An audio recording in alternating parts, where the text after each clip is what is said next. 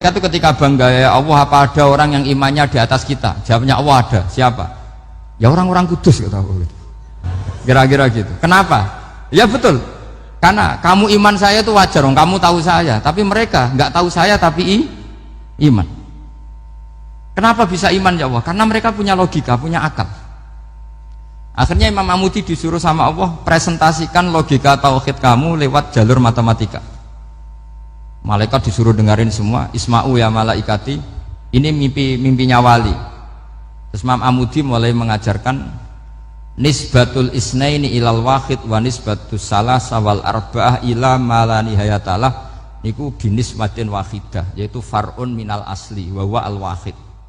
Bo angka sebanyak apapun 2, 3, 4 sampai 1 miliar itu nisbatnya ke angka 1 adalah nisbatul far'i ilal asli, semuanya berasal dari 1. Maka hadhil awalim atau hadal alam ila ma la nihayatalahu, tetap semuanya ini cabang dari 1, yaitu wujud dari 1, yaitu Allah Subhanahu wa ta'ala. Sehingga semenjak itu ditiru sekian ulama. Akhirnya malaikatnya mantuk karena kepastian kalau Allah satu yang diyakini malaikat itu sepasti logika yang dibangun orang-orang manusia ini, padahal tidak ngerti Allah Subhanahu wa ta'ala karena pakai akal. Sehingga di pondok itu orang harus ngerti mantek. Orang mantek itu ilmu yang jelimet tapi menyenangkan. Biasanya sing sinau ambek rokokan, sawangannya kayak filosof. Jadi paling gak agak paham dia alasan. Sementing nikmati rokok, tak pikir nikmati pemikirannya, ternyata nikmati rokok. Kayak kemarin saya datang ke resepsinya Gus Agil, saya itu tertawa terus karena dengerin Habib Mutahar. Saya membaca bahayanya rokok, setelah tahu bahayanya saya berhenti membaca. Tak pikir itu kan setelah tahu bahayanya saya berhenti merokok, ternyata enggak. Saya baca bahayanya apa? Merokok. Setelah saya baca, maka saya berhenti membaca, gitu. Bukan berhenti merokok. Itu ilmu kelas tinggi seperti itu harus mantap. Pernah beliau ditegur dokter, "Beb, kalau rokok terus nanti mati." Tenang saja, saya masih bawa korek. Dikira itu kan orangnya yang mati, ternyata beliau enteng saja. "Santai aja dok, saya masih bawa korek." Jadi saya bukan nyarankan santai rokok, tapi orang rokok itu memang punya logikanya sendiri. Kalau Banafek Hajen itu masih pernah bahasa juga, karena Banafek juga turunan Mbah Mutamakin. "Hak, rokok itu haram tau ora?" Nak cara kula darani haram sebuti bah. Lah iya, nak haram ya bener aku. Mulane tak obong, barang haram apike diobong. Jadi saya sama orang-orang sepuh itu tidak pernah menang.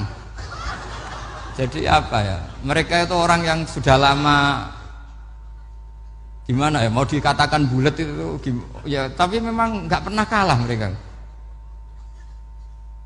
Ada satu kiai masih misananya Banafek, ini rokok 2 katanya. Bagi yang nggak ngerokok berarti membiarkan 2 haram masih. Bagi yang merokok berarti mengurangi haram. Kalah lagi saya. Jadi saya tuh pernah dibully 2 mbah saya, karena 2 mbah saya ini rokok semua. Akhirnya saya sing nom ngalah gitu, karena saya tidak mungkin bilang sing waras ngalah karena kalah sepuh gitu. Jadi ya sudah, mau tidak mau harus bilang sing nom kalah. Tapi yang penting itu kita mendengar. Jadi ternyata sepinter-pinternya kita itu mesti kalah pinter sama yang sepuh-sepuh itu. Jadi kalau tahu bahayanya rokok lewat membaca ya harus berhenti merokok. Berhenti membaca katanya. Nah malaikat ini cerita lagi malaikat. Saya memang dari awal niat hormat Raden Asnawi karena buyut-buyut beliau itu ketemu di buyut saya. Saya ini turunan Mbak Asnawi sepuh. Terus cuma buyut saya itu nikah Lasem, terus saya keceluk cucunya keluarga Lasem. Sebenarnya saya juga cucu Kudus. Tapi terus alhamdulillah sekarang kembali karena buyut saya menyuruh saya ngajar di Damaran, terus sampai sekarang saya ngajar di Damaran. Tapi buyut saya itu masih lahir di Damaran. Namanya Mbak Hafsah, itu Hamsah binti Maksum bin Soleh bin Asnawi sepuh.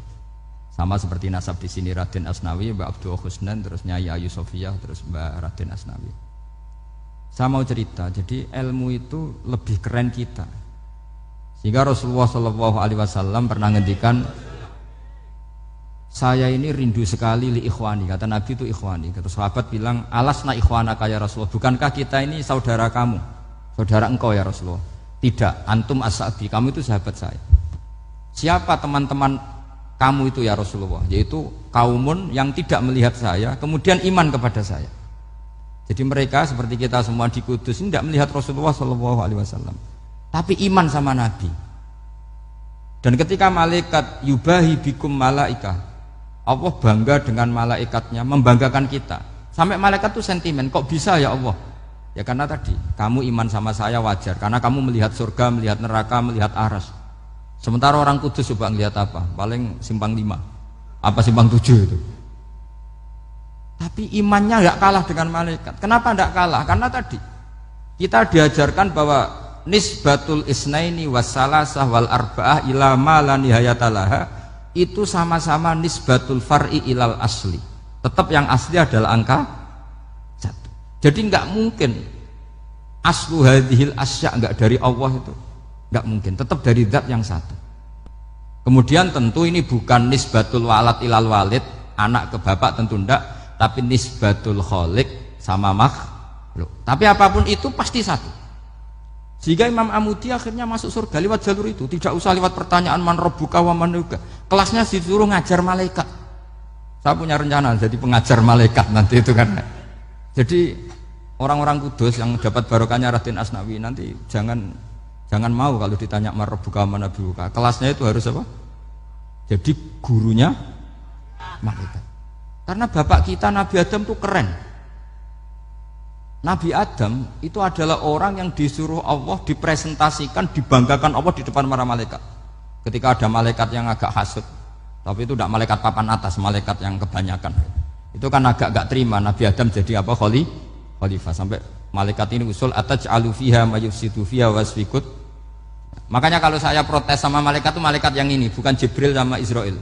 Kalau protes Israel bahaya, bisa dihabisin. Saya pernah ditanya seorang kiai, Gus jenengan gojlok malaikat kok berani? Ya karena malaikat yang jenis ini pernah gojlok Nabi siapa? Adam. Enggak percaya kalau Nabi Adam itu layak mimpin, sampai protes ataj'alu fiha may yufsidu fiha wasfikut dima. Tapi apa yang terjadi? Allah mengajarkan satu ilmu di Nabi Adam, kemudian disuruh meresentasikan. Qala ya Adamu ambihum bi asma'ihim. Adam, coba kamu presentasikan ilmu kamu. Setelah Nabi Adam fasih mempresentasikan ilmu, kata Allah, kamu bisa enggak sepinter Nabi Adam? Enggak bisa ya Allah. Makanya sudah saya bilang ini a'lamu malah. Saya lebih tahu siapa yang layak mimpin. Jadi layak mimpin itu pertama harus kuwatul ilm, ilmunya itu harus kuat.